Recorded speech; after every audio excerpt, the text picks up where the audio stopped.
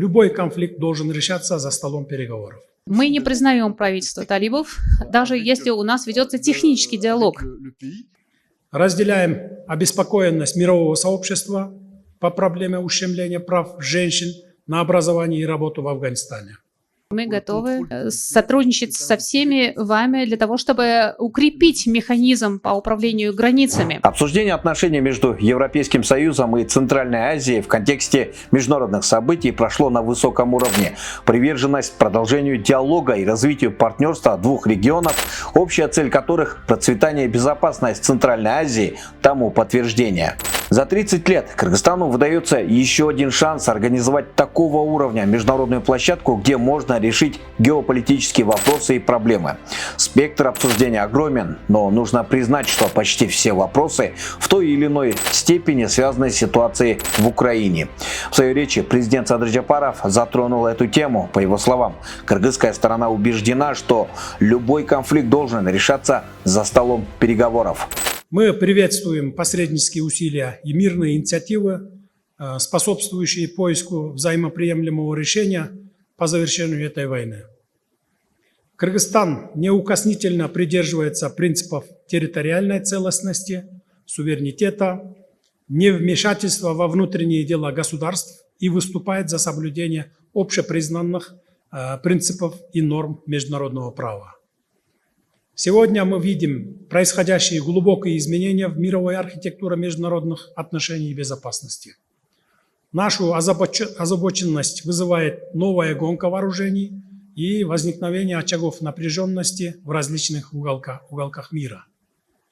В этих условиях ради будущего новых поколений считаем важным сообща работать над укреплением глобальной и региональной безопасности с учетом интересов каждой страны. Особое внимание участников саммита было приковано и к вопросам возможных санкций в связи с ситуацией в Украине. И встреча в Чолпан-Ате также призвана найти некую формулу для решения этого тупикового вопроса. В свою очередь, президент Европейского совета Шарль Мишель подчеркнул, что Европейский совет понял важность диалога касаемо меры воздействий. Этот диалог должен вестись с каждой страной этого региона, для того, чтобы просто лучше понять все последствия подобных санкций на ваш регион и также бороться с обходом санкций.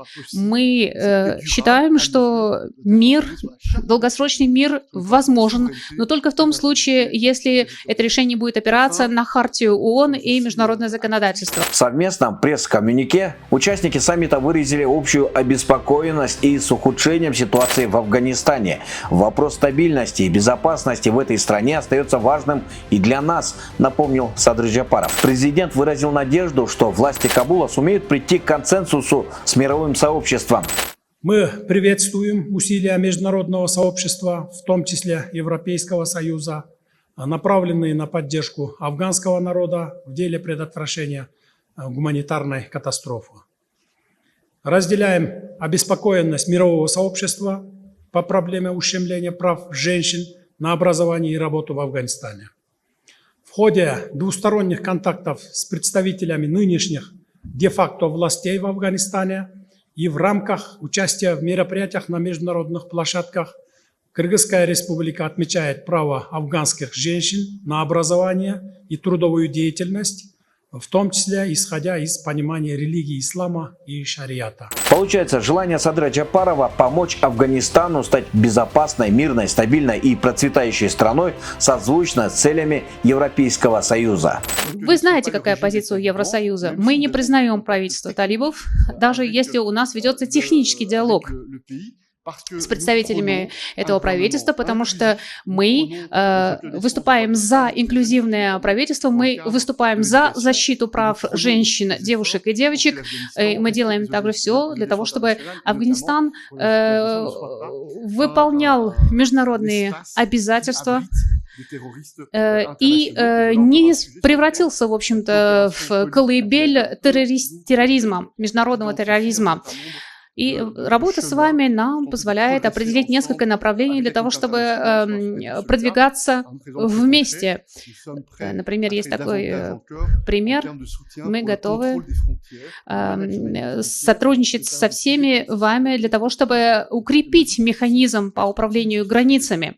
Я думаю, что это взаимодействие будет очень полезным. Именно поэтому по итогам встречи участники саммита отметили важность диалога между Европейским Советом и Центральной Азией по Афганистану, включая 4-ю встречу специальных представителей и специальных посланников Европейского Союза и Центральной Азии по Афганистану, состоявшейся 25-26 мая в Ашхабаде.